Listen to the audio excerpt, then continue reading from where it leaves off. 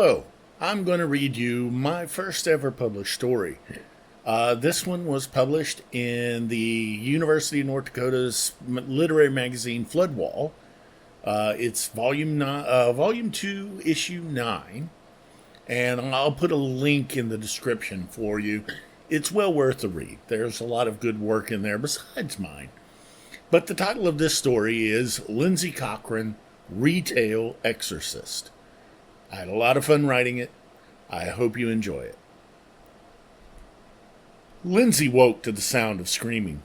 She sighed and rolled over, trying to go back to sleep, but the sound of abject terror kept filtering up from the floor below. Finally, she just got up. It had been a late shift, but this clearly wasn't going away on its own, so action was required. Someone better be getting murdered. Taking time only to put on a tank top and pair of jeans, she left her apartment and tromped downstairs. There was a crowd gathered outside apartment 313. 313? She'd never noticed that.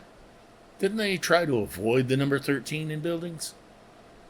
She shouldered her way through the crowd to reach the door and looked at the people standing there. They were just looking into the apartment.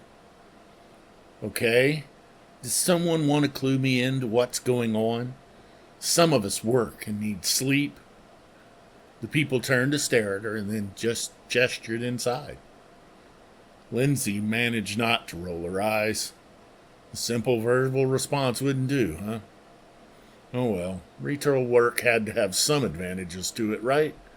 One of them being the ability not to show what you were thinking on your face, much less say it.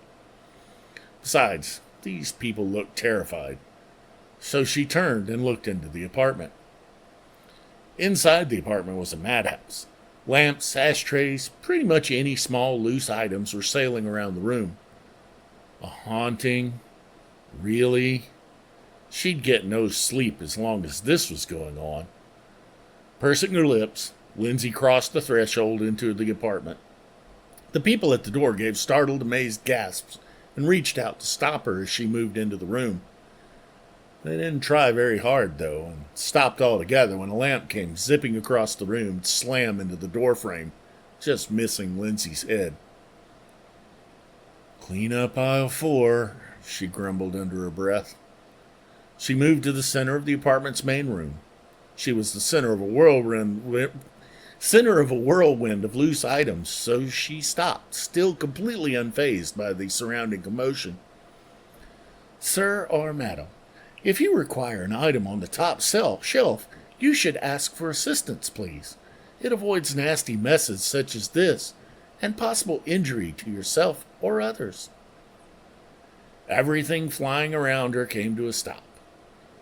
There was muttering from the hall behind her, but in the room there was a feeling of stunned disbelief. "Do you require assistance in returning the items to their proper locations? I'm here to assist you in any way that I can." The tableau held for a moment longer, then several fragile items came dashing to the floor at her feet. Lindsey sighed. "Were the products not to your liking? I could check if there are other selections, colors, or sizes in the stockroom." She moved about the apartment, looking for something and brushing aside the still floating items that were in her way. In the kitchen, she found a broom and dustpan and came back to the living room to sweep up the debris.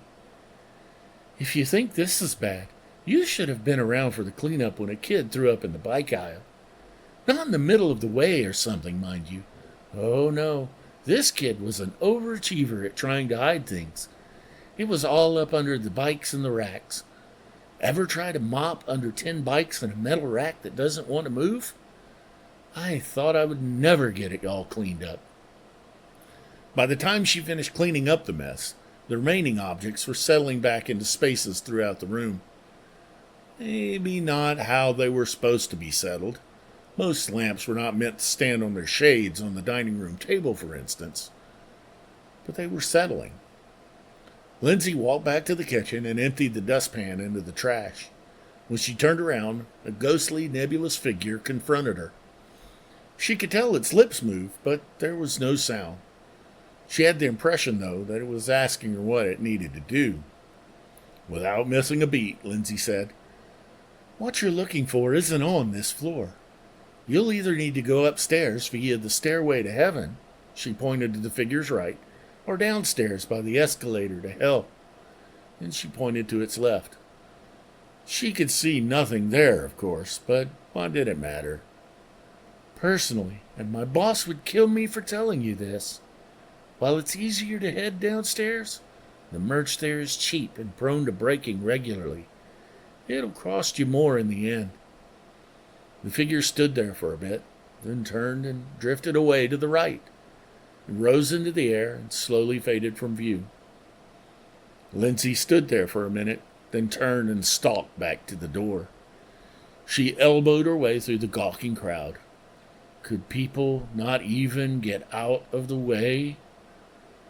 As she reached the back edge of the crowd, one lady, likely the apartment's living occupant, said, "Please, ma'am, that was amazing.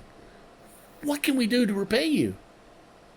Lindsey paused for a moment, then started up the stairs. "Just keep it down. I have an early shift tomorrow." And that's Lindsey Cochran, the retail exorcist. Hope you had fun listening. I had fun, like I said, writing that one. I hope you'll look it up and look up UND's Flood Wall. Excellent publication. You have a great day. Thank you.